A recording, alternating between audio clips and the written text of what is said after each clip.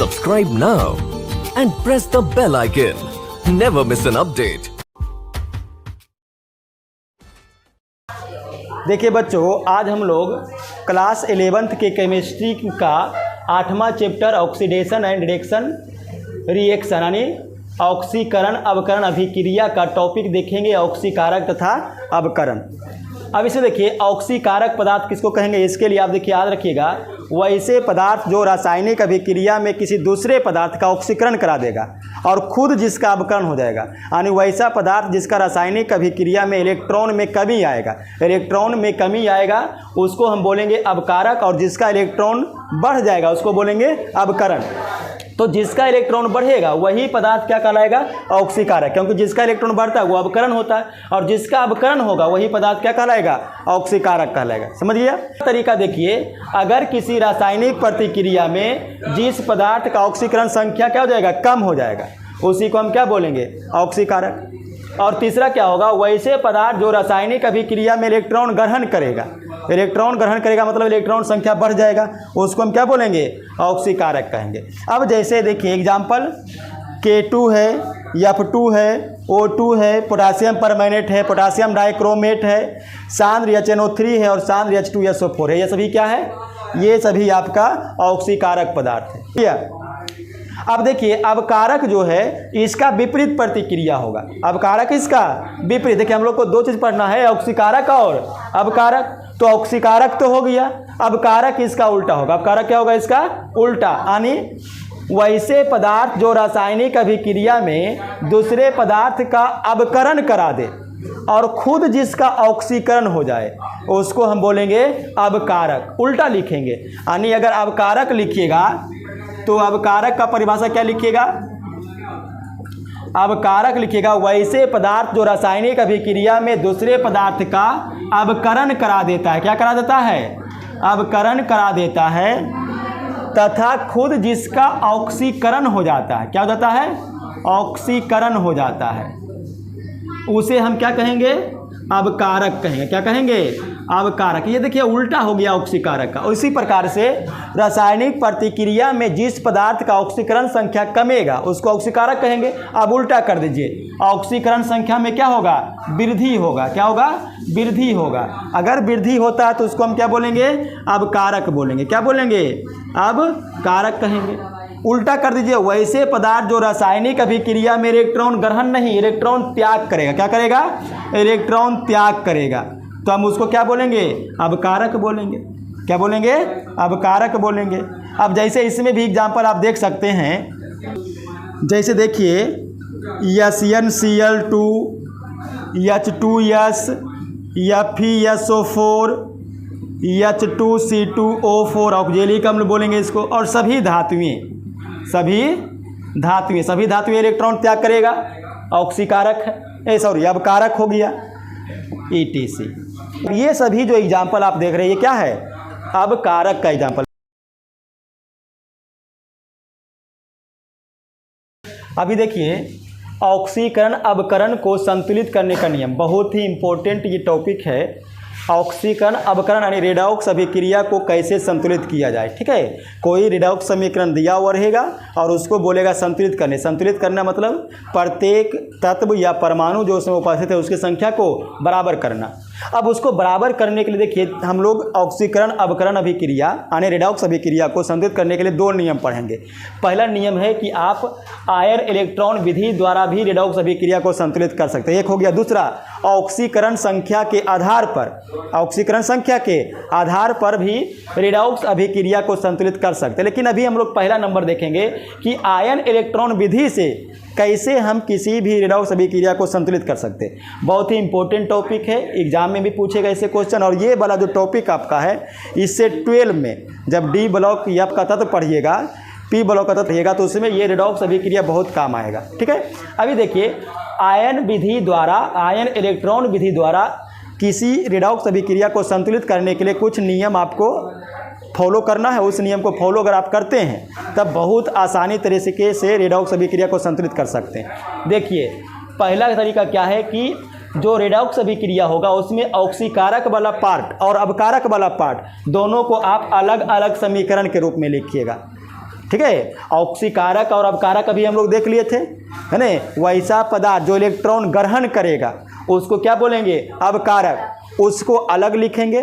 समीकरण में H2O जोड़ना है, किसको संतुलित करने के लिए, ऑक्सीजन को संतुलित करने के लिए। और हाइड्रोजन को संतुलित करने के लिए आपको हाइड्रोजन आयन जोड़ना पड़ेगा, ठीक है। तीसरा क्या है कि अगर समीकरण में आपको चार्ज को, आवेश को संतुलित करना है, बराबर करना है, तो क्या जोड़ना पड़ेगा, इलेक्ट्रॉन जोड़ना पड़ेगा। और इलेक्ट्रॉन जोड़ने के बाद इलेक्ट्रॉन का संख्या बराबर कर दीजिए और जो दोनों समीकरण आप अलग अलग लिखे थे उसको जोड़ दीजिए। क्या करिए, जोड़ दीजिए। जोड़ने से संतुलित समीकरण प्राप्त हो जाएगा।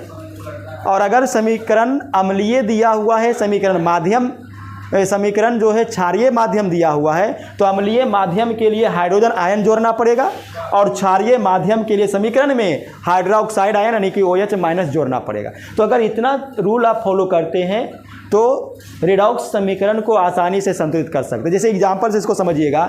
एक पहला एग्जाम्पल लेते हैं। पहला एग्जाम्पल देखिए, कार्बन प्लस HNO3, ध्यान दीजिएगा, HNO3 क्या हो रहा है, नाइट्रिक अम्ल। और अगर इसका अभिक्रिया करवाते हैं तो ये दिया हुआ है CO2 बनता है, प्लस NO2 बनता है, प्लस H2O बनता है। अब देखिए ये जो समीकरण दिया हुआ ये असंतुलित है। कैसा समीकरण है, देखिए O इधर 3 है, इधर 2, 2 4 और 1 5, असंतुलित है। तो ये जो असंतुलित समीकरण है, असंतुलित रेडॉक्स समीकरण है, इसको हम लोग को संतुलित करना है। क्या करना है, संतुलित करना है। अब संतुलित करने में पहला नियम क्या है, ऑक्सीकारक और अवकारक समीकरण को अलग अलग लिखेंगे। यहाँ पर देखिए कार्बन का ऑक्सीकरण संख्या 0 है और यहाँ पर कार्बन का ऑक्सीकरण संख्या +4 है। +4 है, इसका मतलब है कि ये इलेक्ट्रॉन किसी को दिया है। इलेक्ट्रॉन क्या किया है, दिया है। अगर इलेक्ट्रॉन त्याग किया तो अवकारक हो गया, तो अवकारक को अलग लिखेंगे और ऑक्सीकारक को अलग लिखेंगे। तो हम लिखेंगे, देखिए ये C किस में बदल रहा है, CO2 में, CO2 में। उसके बाद ये जो HNO3 है, HNO3 किस में बदल रहा है, देखिए NO2 में। तो ऑक्सीकारक और अवकारक का समीकरण अलग अलग लिख दिया गया है। अब देखिए सबसे पहला काम क्या करना है, आपको ऑक्सीजन को संतुलित करना है। किसको संतुलित करना है, ऑक्सीजन को। ऑक्सीजन को बराबर करने के लिए H2O जोड़ना है, जिधर कम रहेगा। अब देखिए इसमें कितना ऑक्सीजन है, 2, इसमें कितना ऑक्सीजन है, 1 भी नहीं। तो जिधर कम रहेगा उधर ऑक्सीजन जोड़ेंगे, ऑक्सीजन नहीं जोड़ेंगे, H2O जोड़ेंगे। तो H2O जोड़ेंगे, कई को जोड़ेंगे, चूंकि 2 ऑक्सीजन है तो 2 H2O जोड़ देंगे, ठीक है। इसमें भी देखिए यहाँ कितना ऑक्सीजन है, 3, यहाँ कितना ऑक्सीजन है, 2, तो इधर भी H2O जोड़ेंगे, तो H2O जोड़ेंगे। अब देखिए 2 और 1 3, ऑक्सीजन बराबर हो गया। तो ऑक्सीजन को बराबर करने के लिए क्या जोड़ेंगे, H2O जोड़ेंगे। क्या जोड़ेंगे, H2O। ये हो गया। दूसरा देखिए, समीकरण में हाइड्रोजन परमाणु को बराबर करने के लिए क्या जोड़ना है, H+ जोड़ना है, हाइड्रोजन आयन। अब देखिए कितने हाइड्रोजन है, 4। इधर कितने हाइड्रोजन है, 1 भी नहीं। तो इधर हम 4 हाइड्रोजन आयन जोड़ देंगे। इसमें देखिए कितने हाइड्रोजन हैं, 1, इधर कितने हैं, 2, किधर कम है, इधर एगो, तो इधर एगो H+ जोड़ दीजिए। तो हाइड्रोजन परमाणु भी बराबर हो गया। तीसरा क्या है, समीकरण में इलेक्ट्रॉन को जोड़कर आवेश को बराबर करेंगे। आवेश को बराबर करने के लिए इलेक्ट्रॉन जोड़िएगा। अब आवेश देखिए इसमें कितने आवेश हैं, देखिए 4+, तो हम यहाँ पर इलेक्ट्रॉन जोड़ेंगे। इलेक्ट्रॉन निगेटिव होता है, कई गो इलेक्ट्रॉन जोड़ेंगे, चूंकि 4 आवेश है तो 4 को जोड़ना पड़ेगा। इसमें देखिए कई गो आवेश है, एगो, तो हम इसमें एगो इलेक्ट्रॉन जोड़ेंगे, ठीक है। तो समझिए इलेक्ट्रॉन को जोड़कर हमने आवेश को बराबर कर लिया। अब कहता है कि दोनों अर्ध समीकरण में, देखिए ये दोनों अर्ध समीकरण है। क्यों, क्योंकि पूरा समीकरण तो ये है, हम इसको आधा आधा लिखे, ऑक्सीकारक को अलग, अवकारक को अलग। तो दोनों अर्ध समीकरण में इलेक्ट्रॉन की संख्या बराबर कीजिए। इलेक्ट्रॉन की संख्या, यहाँ पर कितने इलेक्ट्रॉन हैं, यहाँ पर कितने हैं, 1, तो इसको भी 4 करना पड़ेगा। तो इसको 4 करने के लिए हम क्या करेंगे, 4 से गुना कर देंगे। अगर 4 से गुना करेंगे तो 4 इलेक्ट्रॉन हो जाएगा। अब कहता है कि इलेक्ट्रॉन को बराबर करके जोड़िए, जोड़ने से समीकरण संतुलित प्राप्त होगा। ये C हो गया प्लस 2H2O, उसके बाद यहाँ से देखिए प्लस, देखिए 4 से गुना करेंगे तो कितना हो जाएगा 4HNO3, उसके बाद प्लस देखिए 1H प्लस और यहाँ है 4 तो हो जाएगा 4H प्लस, उसके बाद प्लस देखिए 4 गुना 1 तो 4 इलेक्ट्रॉन, फिर तीर का चिन्ह है देखिए CO2 प्लस देखिए 4H प्लस 4 इलेक्ट्रॉन, फिर प्लस 4NO2O और प्लस 4H2O। अब ध्यान दीजिएगा, देखिए 4H प्लस खत्म हो जाएगा, इसको इधर लेंगे तो माइनस होगा ना, प्लस माइनस खत्म। 4 इलेक्ट्रॉन प्लस है, या तो उसको उधर ले जाइए या तो इधर लाइए, प्लस माइनस खत्म हो जाएगा, तो 4 इलेक्ट्रॉन भी खत्म। इसीलिए देखिए अब संतुलित समीकरण क्या मिलेगा, C प्लस 4HNO3 और CO2 प्लस 4NO2 प्लस। अब ध्यान दीजिएगा, यहाँ पर देखिए 4 इकाई 4H2O होगा और यहाँ है 2H2O, तो अगर ये 2H2O को इधर लाते तो माइनस होगा। अब 4H2O में से 2H2O माइनस कीजिए, कितना बचेगा प्लस 2H2O। तो ये वाला जो प्राप्त हुआ वो क्या हो गया, संतुलित समीकरण प्राप्त हो गया, संतुलित रेडॉक्स समीकरण। फिर से समझ लीजिए, रेडॉक्स अभिक्रिया को संतुलित करने के लिए ऑक्सीकारक का पार्ट, अब कारक का पार्ट दोनों को अलग अलग लिखिए। सबसे पहला काम किसको संतुलित करना होगा, ऑक्सीजन को। ऑक्सीजन को बराबर करने के लिए H2O को जोड़िए, किसको जोड़िए H2O को। उसके बाद दूसरा स्टेप, हाइड्रोजन को बराबर कीजिए, हाइड्रोजन को बराबर करने के लिए H प्लस जोड़िए। तीसरा काम, आवेश को बराबर कीजिए, आवेश को बराबर करने के लिए इलेक्ट्रॉन जोड़िए। चौथा काम, इलेक्ट्रॉन का संख्या बराबर कीजिए गुना करके, बराबर करने के बाद दोनों समीकरण को जोड़ दीजिए, जोड़ने के बाद संतुलित मिल जाएगा। चलिए दूसरा एग्जाम्पल देखिए, दूसरा एग्जाम्पल देखिए, ये परमैग्नेट आयन दिया हुआ है, हाइड्रोजन आयन और ये ऑक्जिलेट आयन, ये अभिक्रिया करके मैग्नीज आयन में, हाइड्रोजन H2O में और CO2 में टूटता है, ये भी क्या है असंतुलित समीकरण।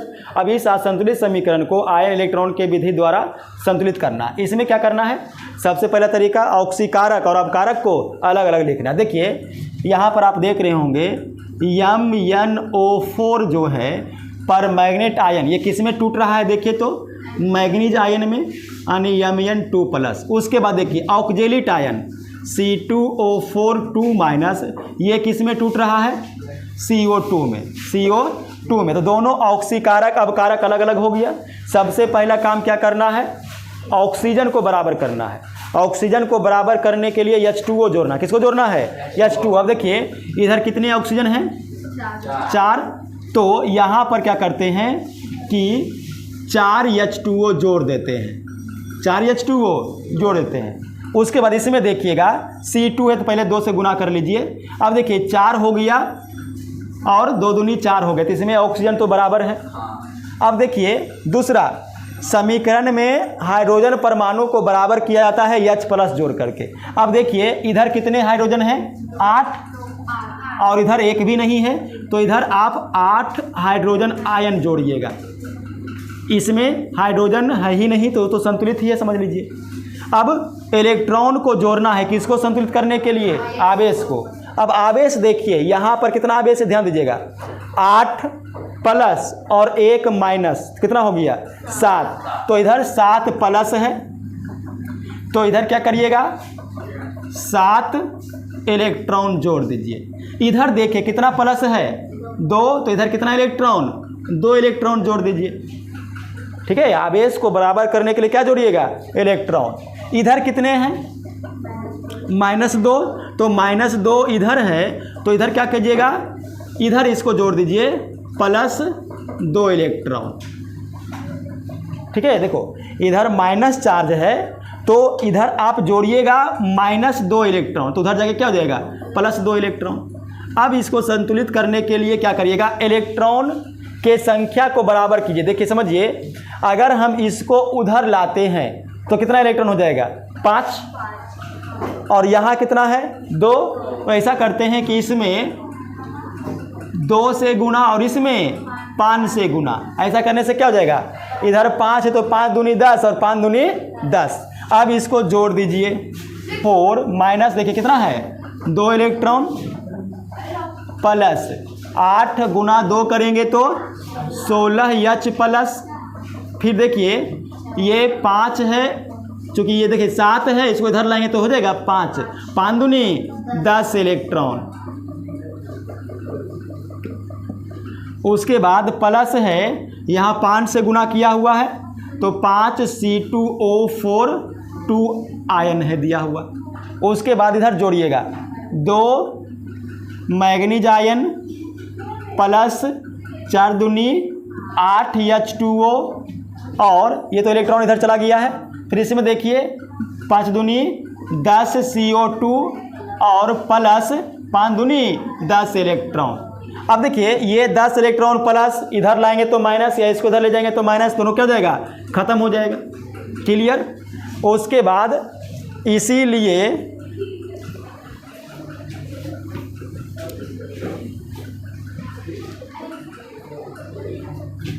देखिए 2MnO4 ion plus 16 hydrogen ion plus 5 oxalate ion, उसके बाद 2 मैग्नीज आयन, उसके बाद 8H2O प्लस 10 CO2। ये क्या मिल गया, ये मिल गया संतुलित समीकरण।